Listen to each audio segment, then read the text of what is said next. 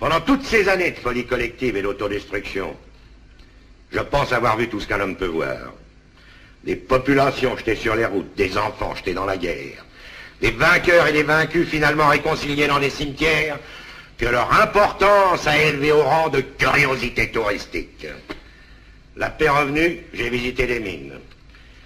J'ai vu la police charger des grévistes, je l'ai vu aussi charger des chômeurs.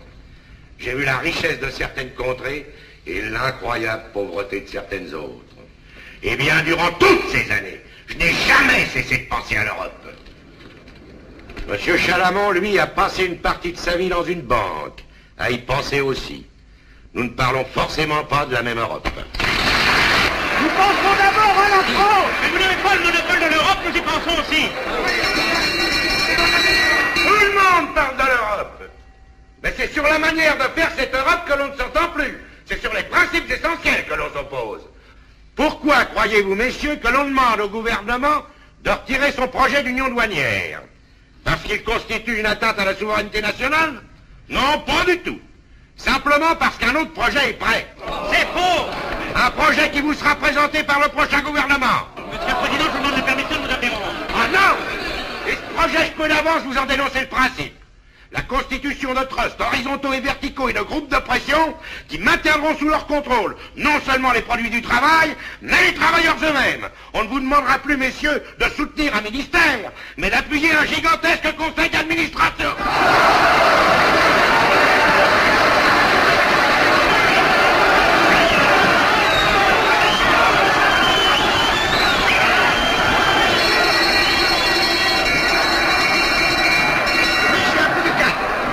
À monsieur le président du Conseil.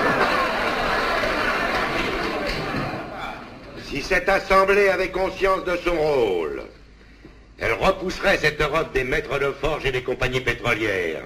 Cette Europe qui a l'étrange particularité de vouloir se situer au-delà des mers, c'est-à-dire partout, sauf en Europe.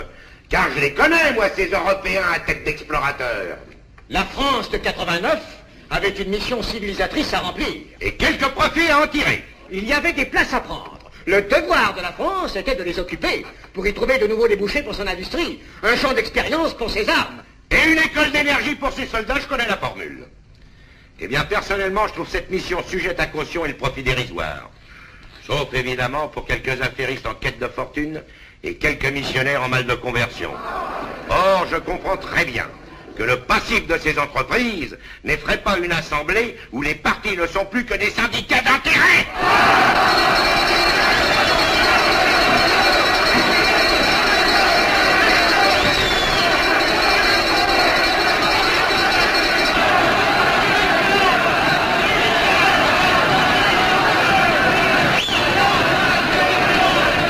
Et l'écoute est un suicide.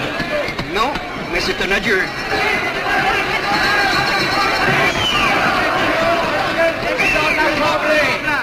Monsieur le Président de l'Assemblée, je demande que les insinuations calomnieuses que le Président du Conseil vient de porter contre les élus du peuple ne soient pas publiées au journal officiel.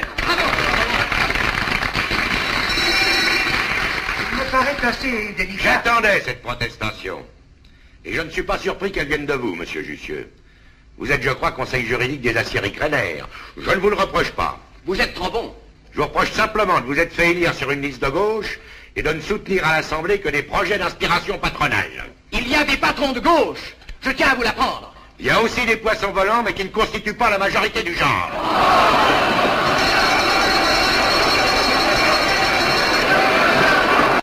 Je désespérais d'entendre ça un jour. C'est bon. On l'embarrasserait.